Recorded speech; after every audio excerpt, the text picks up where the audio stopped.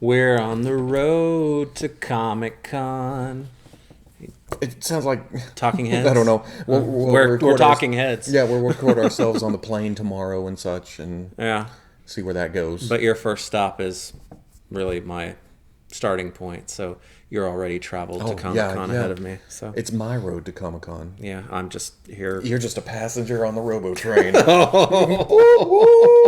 Okay, people, welcome back to another FwooshCast review of some San Diego Comic-Con exclusive stuff. The Masters of the Universe Origins He-Man and Prince Adam 2-pack. That was sent to us by our friends at Mattel to show off a little bit early ahead of the show. And since technically the show doesn't start until Wednesday night for preview night, we are technically getting this in early, right? Yeah, hopefully I'll get it posted tomorrow before the actual show starts. It depends on whether or not he is able to get his work done, whether this is going to be early. Yeah. So if it's not, blame this guy.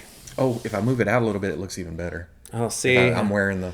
You've got green scale of Grayskull and then the power harness. You point out my skin condition. But it's a nice package.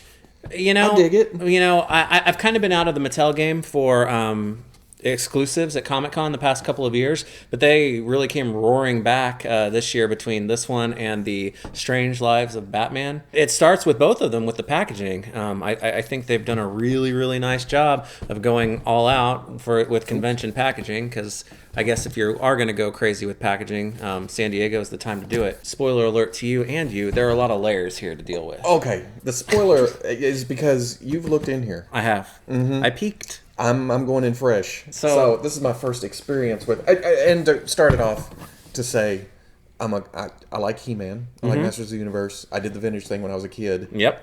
It wasn't called vintage then. No, it was just He-Man. But then I did classics and enjoyed that. Yeah. So when I saw the press release for this, it was kind of like, oh, those are cool.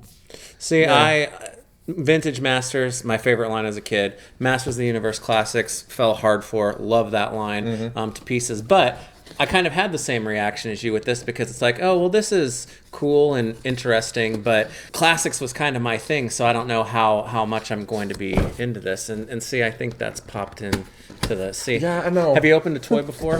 How do you do this? If toys are new to you, sometimes the box opens... I know how to open toys, but I don't usually try not to... destroy them on camera? I usually... Bunch of savages in this town.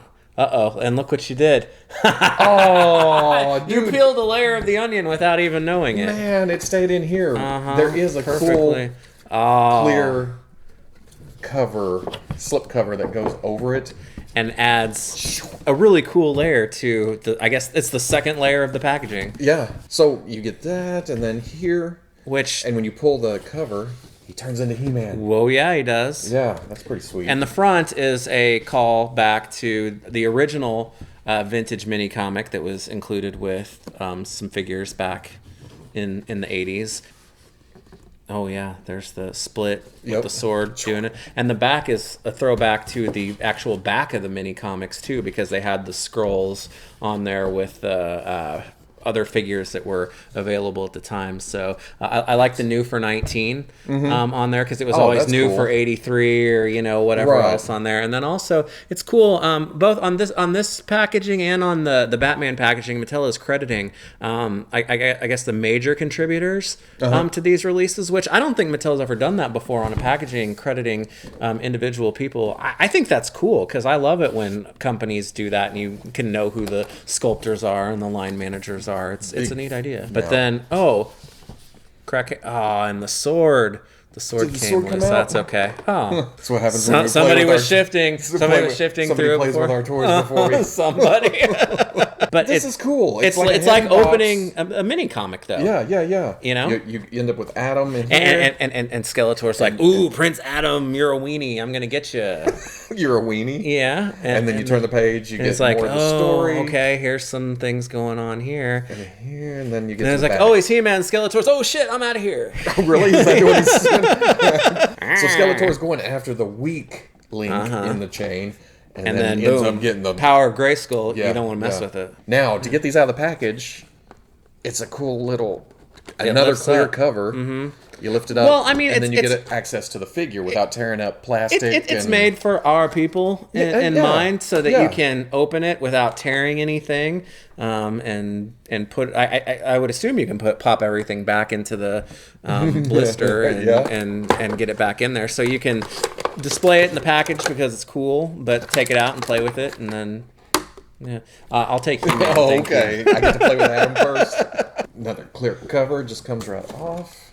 And there's He-Man. There he is, the one that Skeletor runs away from. I'll play with the weenie. Look at the thickness of the box, and it's tough. Yeah. Man, that's cool. I'm too young to have known Masters of the Universe without the Filmation cartoon.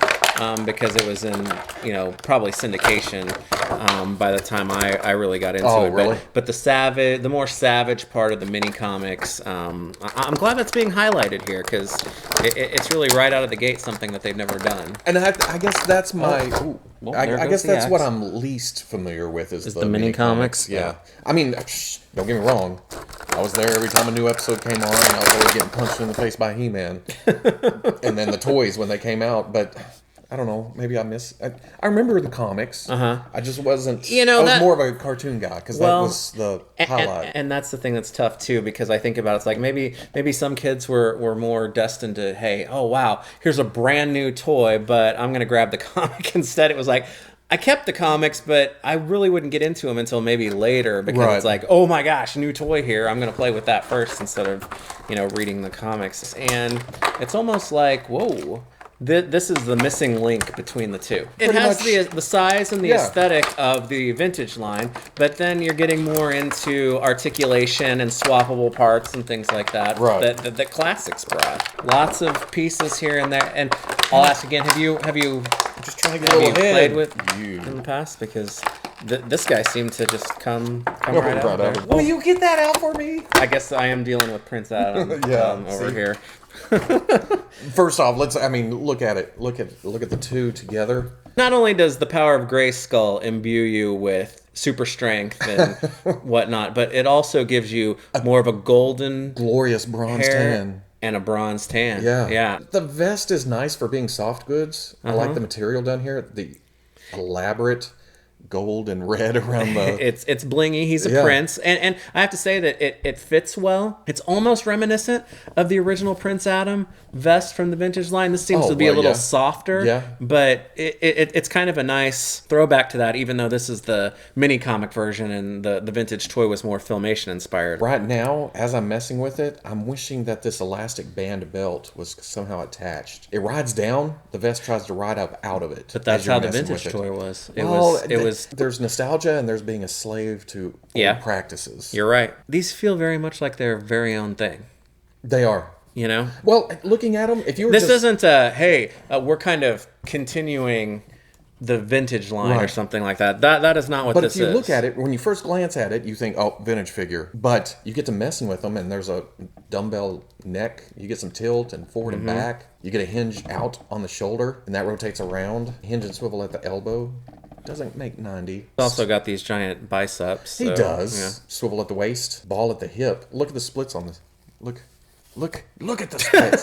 Look at it. Stare at it. Knee comes out, it swivels. There's also a swivel at the boot. You get to the ankles, which is important. Yeah. You get a hinge back, that forward, and then a forward-facing pin. That's an essential piece of articulation on modern action figures as far as I'm concerned. It does wonders for any figure to get them balanced properly. It throws you because you think, oh, it's vintage figure, but then you strike a pose and it looks actually pretty good in that pose. And some of the articulation cuts and indentions and whatnot, it's not ugly, pretty in all places, but I will say that most of the articulation is actually pretty functional, and the range of movement is really okay. And really, Classics wasn't super articulated, right? And it had range of movement challenges as well, especially in the arms and things like that. I was ready to kind of dismiss this as just a little this is kind of a fun tribute one-off for Comic-Con, but there's something going on here. There is.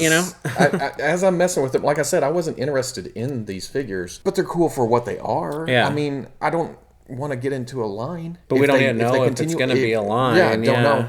But as something to take home from Comic-Con that And a its nice own thing. box. I mean, you look at know, the cool. update to the shield. It's curved. It's not as hubcap Yeah. as the original shield. Big honking grip though. It's got all kinds of to Yeah. hold it on. It's big and chunky. I also like the mini comic tribute there with the dagger and In the the boot. That's only on He-Man. It's not on Prince Adam. You know, you've got the mini comic inspired head Right. on that for both He-Man and Prince Adam, but then you also have the vintage toy inspired head, which to me that's iconic. I like the mini comics, but that vintage toy head that's Masters of the Universe to me. But with it being slightly different and kind of an evolution, Yeah. I like the mini comic heads. It's a little bit more dynamic, and when I see A little more savage, barbarian type. Yeah. and when I see the vintage head on it, it almost pushes it over.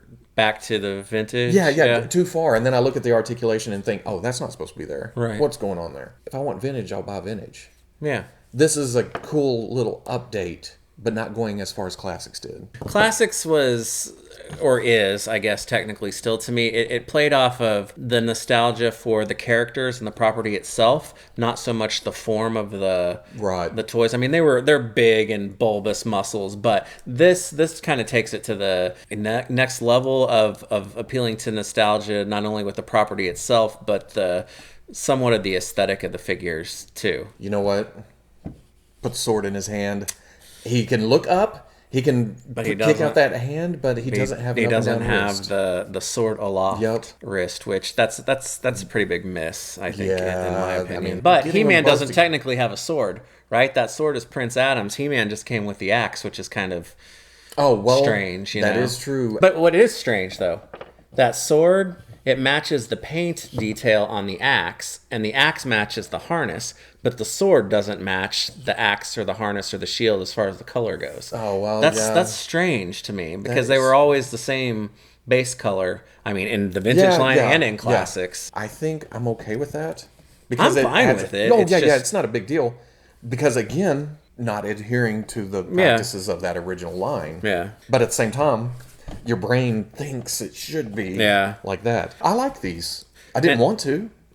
You didn't want to because it's easier to not like them, right? It's not something you have to commit to if it's more than just a San Diego exclusive. So I'm kind of in that same boat with you. Now, granted, I don't think this could be a line that I would collect to the end, if it does become a line, I guess. Right. A line that I would collect to the ends of the Earth like Classics, and it'd be really hard for them to get through the character selection that 10 years of Masters of the Universe Classics brought us. Right. But I think there's a spot in my collection definitely for the Comic-Con exclusive. But if we get more than that, I mean, just playing around with these, I think I'm definitely in for at least the 8-back if they did that, right? Yeah.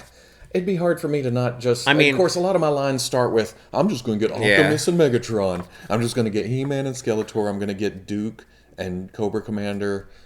And then I end up, maybe they need minions. Maybe they need Booster Gold. Maybe they need the Bumblebee and the Soundwave and Merman. Snake Eyes and, I'm always in for Merman. This twangs my nostalgia strings pretty hard. Yeah. Because, I mean, a posable vintage figure... It's super articulated, but it's just enough to make him dynamic. You know, it's funny, and I don't want to keep comparing this back to vintage and or classics or whatever else, but it's strange to me that while classics was the size and the type of line that I most certainly always wanted, especially with my, current collecting habits. Right. If someone were to tell me before Masters of the Universe Classics came out, if they were to say, okay, we're going to release a line that is called Masters of the Universe Classics, can you guess or describe to me what it would be? I think I would probably draw this more than I would have even Classics. You know what I mean? It seems like the next logical step. Like I said, it's the middle. It's like we started at the beginning, then we skipped to ahead, and now we're kind of middling again back to the fill in. Why do I like these? Why? Because they're fun. They are fun. They're fun. I mean, that's all you can say. And that happens to me a lot with toys whenever. If toys aren't fun, then what are we doing? It's the look I wanted for the head for Classics.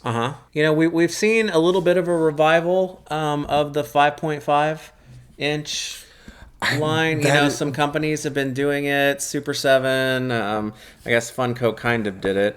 But that's one of my problems, though. I don't have other figures to fit this. I don't either. And is that a problem, though? Or is this the start? No, I can't see myself going down from 6-inch. No. But No. This is a cool one.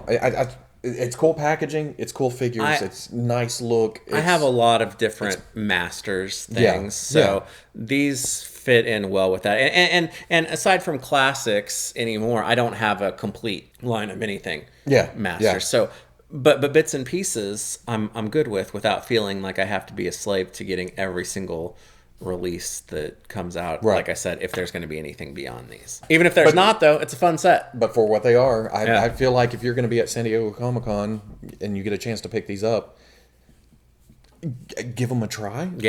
At least. And kudos, because I mean, between this set, that Batman set, and that Macho Man and the Slim Jim. I know, I haven't either, but I've got that on order.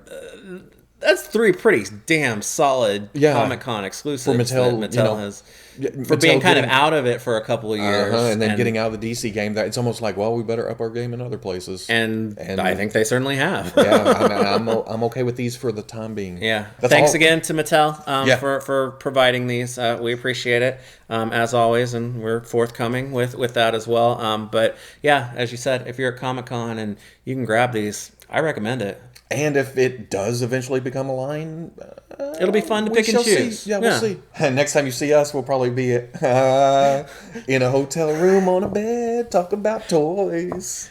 Dead ass tired, too. But we'll catch you on the Fwoosh. All right, later.